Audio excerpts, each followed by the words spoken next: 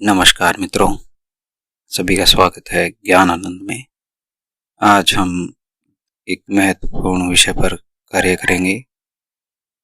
वह है चित्त या मन, या फिर इसे आप सूक्ष्म अवस्था या सूक्ष्म अनुभव भी कह सकते हैं।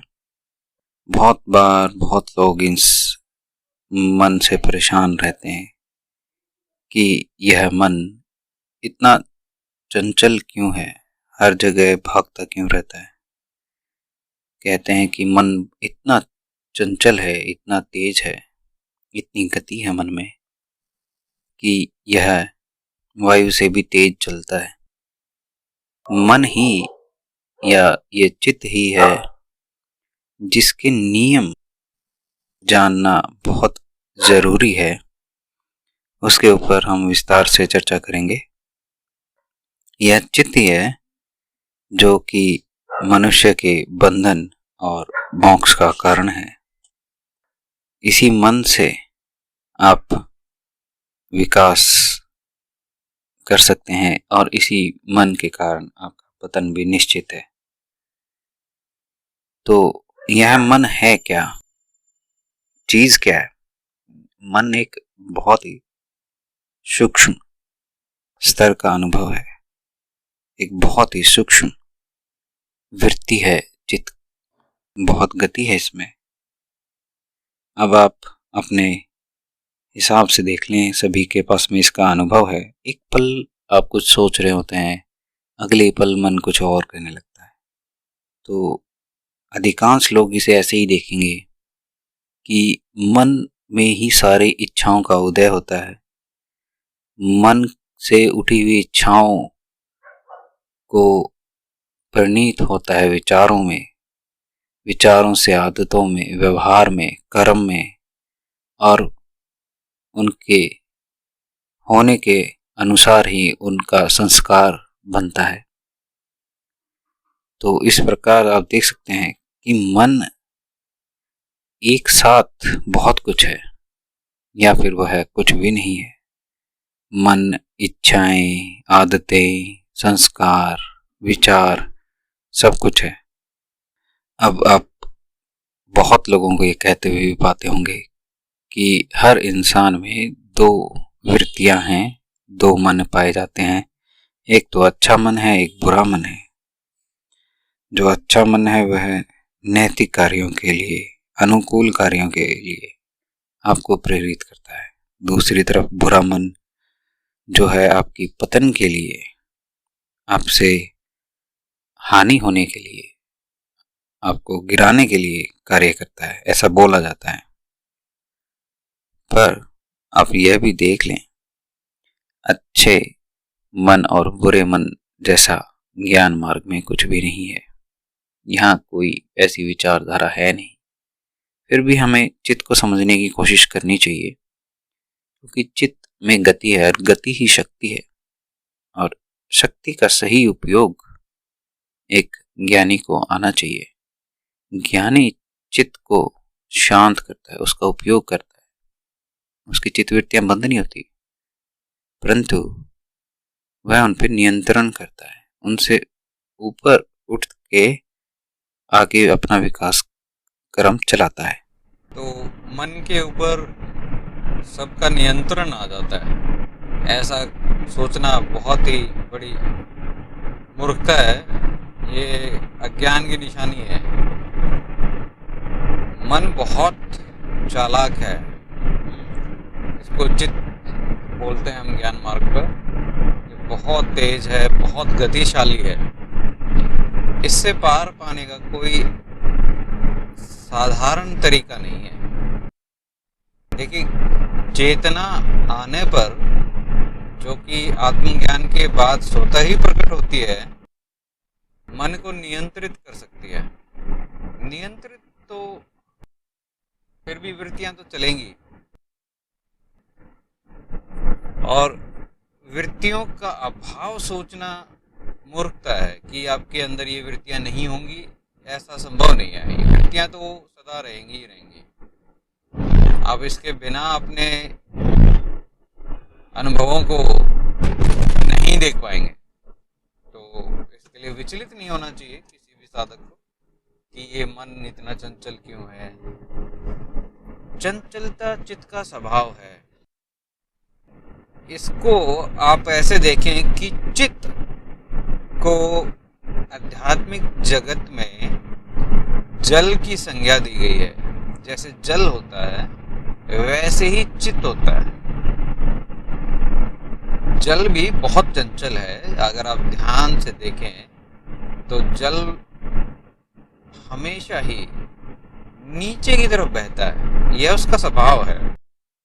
ऐसे ही मन हमेशा नीचे की ओर ही बहने का प्रयास करता है, जहां उसको कुछ ना करना पड़े, जहां उसका गलत सही का कोई विभाजन ना हो। उसे पतन पसंद है, वो नीचे गिरना चाहता है। वो हमेशा ऐसी जगह ढूंढता है जहां उसको थोड़ा आराम मिले। तो आप ऐसे देखें कि जल की धारा का प्रभाव नीचे की तरफ ही बहना है। जल ही जीवन है और जल ही प्रलय है, दोनों ही बातें सत्य हैं। प्रलय से बचने के लिए आपको जल की धारा को नियंत्रित करना सीखना पड़ता है। आप बांध बनाते हैं, उसकी धारा को एक प्रवाह में निकालने का प्रयास करते हैं, जिससे सब कुछ व्यवस्थित हो सके। जैसे ही हम ये जानते हैं कि जितना भी बिजली का उत्पादन जल से होता है, और बिजली वही है, जल में ही है, सब कुछ गति में है, सारी शक्ति सारी ऊर्जा जल ग्रहण किए हुए है। जिसमें गति है उसमें शक्ति है। हम शक्तिहीन होकर साधना नहीं कर सकते हैं, तो हम बिना चित्त के नहीं हो सकते हैं। चित्त हमेशा रहेगा, बस हमें इसका प्रयोजन देखना है कि हमें इसका उपयोग कैसे करना है। ज्ञानी चित्त को खत्म नहीं करता है, मन को गायब नहीं करता है, ना ही उसका दमन करता है। वह उसकी शक्तियों को, उसके गति को पहचानता है, वेग को जानता है और फिर उसका उपयोग करता है। जैसे हम उपयोग करते हैं, हम एक धारा में बहाते हैं, बांध बना देते हैं और उससे बिजली का उत्पादन कर लेते हैं। हमने उसको सीख लिया है। ऐसा ही मनुष्य को सीखना पड़ता है कि चित्त की गति क्या है, उसका वेग क्या है, चित्त के नियम क्या है, उन्हें जानना जरूरी है। जानने के उपरांत ही आप उसकी चंचलता का उपयोग कर सकते हैं, उसको एक प्रवाह में लगा सकते हैं, एक गुण का विकास करने में लगा सकते हैं, क्योंकि शक्ति तो चित्त ही है। तो उस शक्ति का उपयोग तो आप कर ही सकते हैं। बिना शक्ति के तो साधना संभव नहीं होगी। तो हमें तो कुछ भी नहीं करना है, यानी कुछ नहीं करता है, वो बस देखता है, जानता है और जो जरूरी है वही करता है। मतलब वो चित्त के नियमों का उपयोग करना जानता है, मन की चंचलता को जानता है, उसका उपयोग करना भी जानता है। अब आप ऐसे देखें, मैंने इसे देखा है खुद भी कि जो ये हमारा मन का कार्यक्रम है, ये बड़ा चंचल है। इसे स्वयं से समझने की प्रयास अगर आप करें तो बड़ा ही रोचक आप देख सकते हैं कुछ चीज़ों को। अगर आप देखें शुरू में तो साधक को बहुत अनुशासन दिया जाता है, जबकि अंतिम जो उसका लक्ष्य है वो ना अनुशासन है ना ज्ञान है। क्योंकि अस्तित्व में तो ज्ञान अज्ञान दोनों का ही लोप हो जाना है। वहां तो दोनों ही है, एकीकरण में दोनों ही आ जाएंगे। तो इसलिए बड़ी गहरी समझ चाहिए आपको एक चित्त को समझने के लिए, एक चित्त को जानने के लिए और उसका उपयोग करने के लिए। जहां में देखते हैं कि चित्त का पूर्ण रूप से ज्ञान हुआ नहीं है, उसके नियमों को जाना नहीं गया है,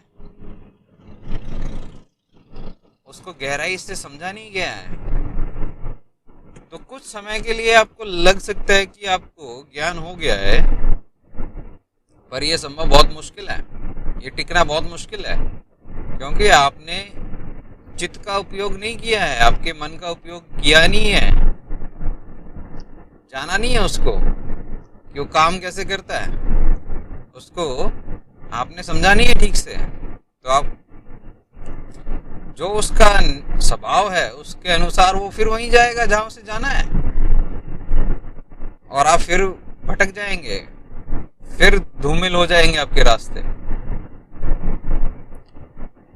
अगर आप और ध्यान से देखें तो आप पाएंगे हर मार्ग में एक प्रकार की साधना दी गई है कि साधना करनी जरूरी है। वह साधना केवल मन की चंचलता के लिए है, कि मन की गति को जानना है और उसकी गति का उपयोग करना है, तभी आपको पूर्ण रूप से उस पर उपयोगिता का नियंत्रण संभव है। अब इतना आसान और सरल तो मन है नहीं। मन को जानने वाले गुरु को अनुसरण करना सबसे प्रथम योग्य कर्म है जो कोई शिष्य कर सकता है। अब एक गुरुजी ने इसकी व्याख्या बहुत ही सुंदर तरीके से की है, वह मैं आपको लोगों से साझा करते हैं। एक बार एक नए साधक ने पूछा है गुरु से कि मन इतना चंचल है क्यों? तो गुरु जी ने इसका जवाब ऐसे दिया है कि जिस मनुष्य के पास रहने का कोई ठिकाना ना हो वह क्या करेगा, वह कहाँ रहेगा? तो यही हमारा सभी का अनुभव है कि